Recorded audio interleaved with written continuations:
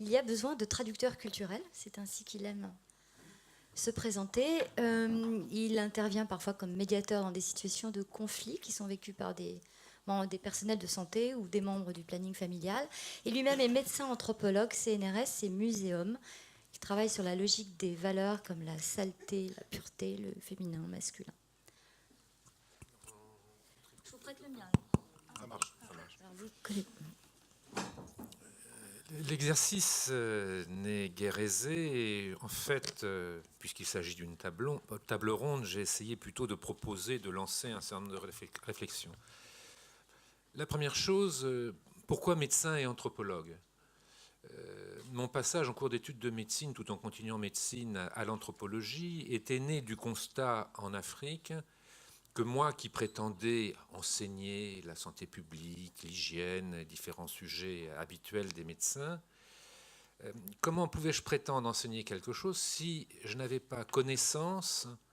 des représentations, des connaissances, des savoirs de mes interlocuteurs ? Je pense que là, on est dans un des points essentiels, en tout cas pour un anthropologue, c'est-à-dire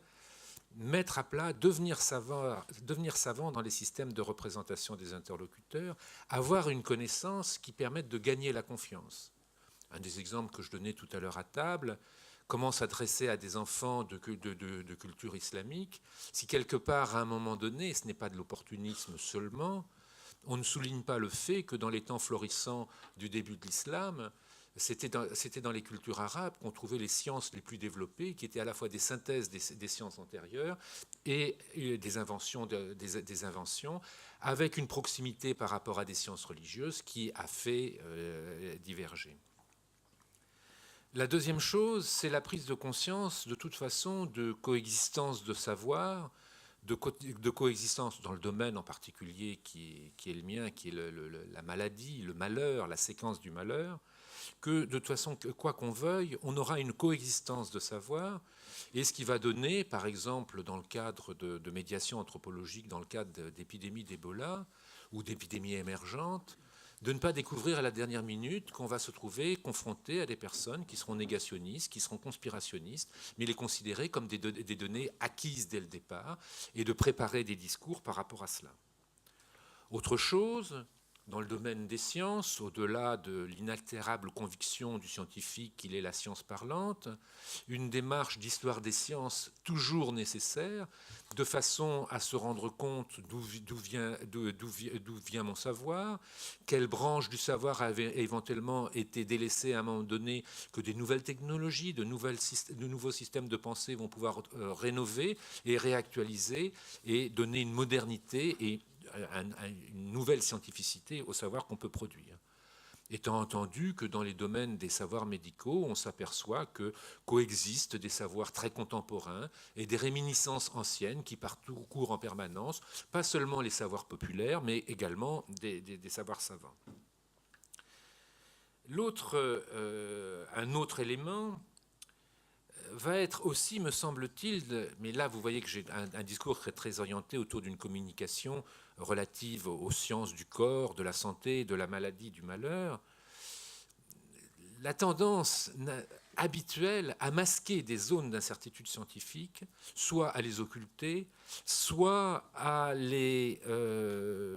les occulter, de les masquer. Je reprends dans les histoires d'épidémies émergentes, par exemple en ce qui concerne Ebola, on va présenter comme des certitudes des choses qui sont des hypothèses qui n'ont pas été véritablement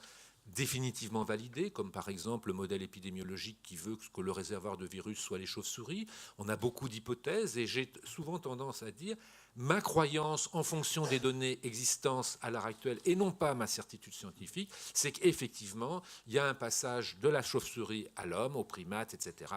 éventuellement, et de ne pas transformer en certitude scientifique.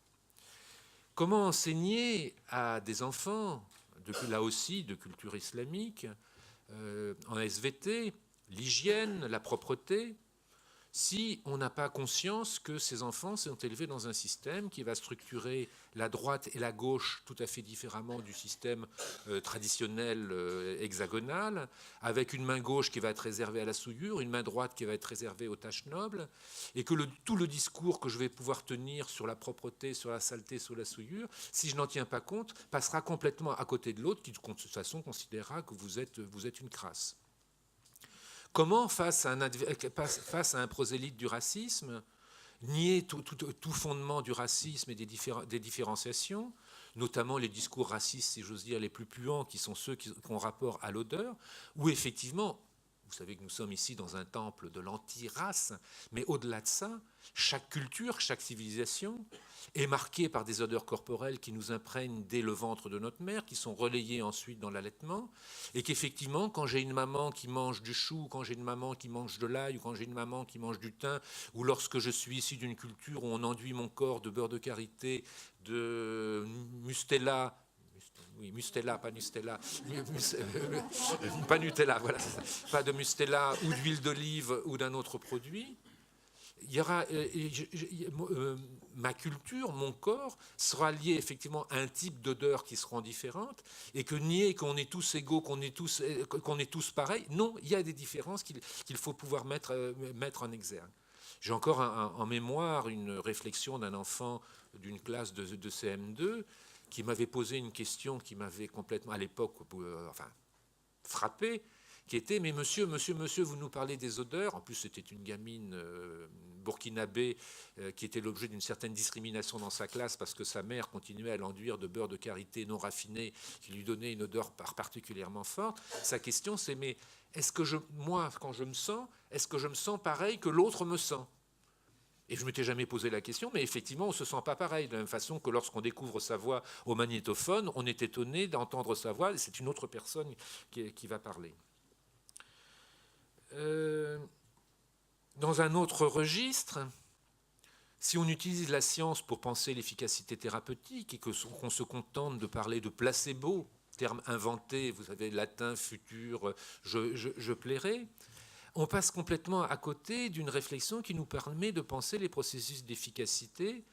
de rituels, de processus qui sont vieux comme le monde, mais qui visiblement donnent satisfaction à la clientèle, si j'ose dire, que ce soit des amulettes, que ce soit des produits sans efficacité pharmacologique, que ce soit des scarifications sur le corps. Et au nom d'une pensée scientifique, on va les rejeter sans se donner des outils de pensée pour les penser effectivement efficaces, à la fois d'un point de vue scientifique, mais également du point de vue du ressenti de l'autre. Dans la communication avec des interlocuteurs, quels qu'ils soient, alors moi je suis plus sensible aux gamins de 6e qu'aux gamins de 3e. Je me dis qu'une didactique qui est comprise par des gamins de 6e, elle a de fortes chances d'être comprise par des adultes, et avec des espèces de couvertures auxquelles on a échappé, qui permettent des développements plus savants en fonction des interlocuteurs. Et là aussi, une capacité d'adaptation à l'autre, une capacité aussi à utiliser des moteurs de la relation sociale universelle qui sont les relations à plaisanterie, qui vont permettre de se moquer. Alors, il faut être extrêmement délicat parce que c'est un terrain extrêmement glissant et dangereux, qui démarre en général par l'auto-ironie. Là, on peut déjà se moquer de soi-même et ça va marcher à tous les coups. Alors que je constate en général une rigidité, une répétition à l'identique du discours. Je reprends l'exemple d'Ebola, on vous parle de communication et à chaque fois on vous ressort la messe sans chercher, pour commencer, à faire sortir les savoirs, ce que les gens ont en tête. Et puis, il y a le problème de l'usurpation du savoir scientifique. Bon, nos philosophes de la fin du 19e siècle, de 20e siècle, pardon, ont bien insisté sur la confusion entre le savoir et le pouvoir, et sur les impostures du pouvoir s'appuyant sur des savoirs scientifiques, et de la façon, par exemple, je reprends l'exemple de ces épidémies d'Ebola, où finalement ce modèle épidémiologique existant qui met en cause la consommation de viande de singe ou de primates, comme vous avez pu l'entendre, d'abord elle pose problème parce que dans la moitié des épidémies, aucun primate n'a été mis en cause et le lien animal n'a pas été mis en cause, mais ça permet immédiatement une mesure qui va être développée de tous les côtés, interdiction de la viande de chasse. interdiction de la viande de chasse, qui va être une usurpation du pouvoir scientifique par les défenseurs des animaux, une usurpation du pouvoir scientifique par les tenants de religions qui interdisent des consommations, de la même façon qu'on avait vu au moment du sida, une usurpation du pouvoir scientifique par une interdiction systématique des scarifications. Je ne suis pas prosélyte des scarifications, mais c'est un autre débat, où sous prétexte de sida, on interdisait toute scarification. Et ça, on va le retrouver d'une façon extrêmement forte, c'est-à-dire ce que nous savons, ce que nous ont appris les philosophes, c'est la science mise au pouvoir des intérêts dominants, des pouvoirs idéologiques du moment, sans aucune réflexion, et sans parler en plus des télescopages avec les croyances de celui qui va les mettre. Donc voilà quelques exemples que je voulais donner. Un autre exemple aussi qui est classique en puriculture. Je vous recommande, pour ceux qui ne connaissent pas, le classique qui est L'art d'accommoder les bébés de Geneviève de Lézide-Perceval et de Suzanne Lallemand, qui montre que la puriculture qui est enseignée à chaque génération avec des certitudes scientifiques absolues, quelques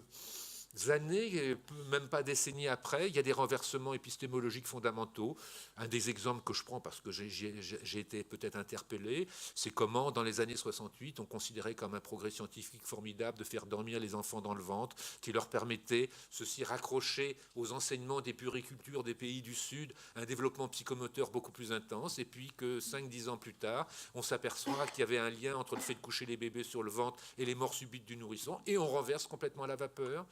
Systématiquement. Et dans chacun des domaines, là je suis plus dans des domaines de sciences appliquées bien évidemment que de sciences fondamentales, de s'apercevoir comment les sciences ne sont pas enseignées de la même façon en Angleterre, en Allemagne, en France, aux États-Unis, et que le télescopage avec les idéologies sociétales sont toujours permanents, quels que soient les désirs, et que la seule façon d'y échapper, c'est effectivement des allers-retours permanents à l'histoire des sciences, des allers-retours permanents avec ses propres conflits d'intérêts, si j'ose dire, et qu'un discours scientifique qui est tenu par un athée, qui est tenu par un croyant musulman, chrétien ou autre, d'une façon ou d'une autre, cette pensée va obérer à un moment donné, ce qui n'est pas négatif de le souligner, mais que ça doit rentrer dans le champ de la réflexion. Pour terminer, parce que on pourrait développer, puisque quand même il s'agit d'une table ronde, pour terminer, qu'est-ce que j'avais encore? L'usurpation. Oui, pour terminer. C'était l'exemple que je vous donnais au téléphone. Il y a quelques années, j'avais été sollicité par le planning familial, complètement désemparé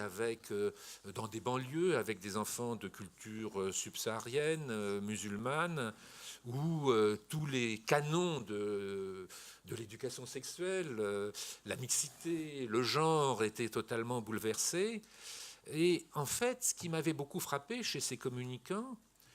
d'abord, c'était un vieillissement dont ils n'avaient pas conscience, qu'ils appliquaient par rapport aux jeunes les mêmes modèles éducatifs qu'ils appliquaient par rapport à leurs enfants, avec une subjectivité et des rapports de pouvoir et de violence absolument considérables, qu'ils prenaient pour une agression qu'ils n'avaient pas... Oui, l'élément essentiel, c'est l'importance de la langue verbale et de la langue non verbale. Qu'elles prenaient, en l'occurrence c'était des femmes, qu'elles prenaient pour des agressions physiques, des pénétrations dans leur kinésphère venant des gamins qui leur paraissaient d'une violence absolument insoutenable alors que c'était un mode d'expression ordinaire, qu'ils prenaient également pour des violences extrêmes, des formes d'expression de vocabulaire ou des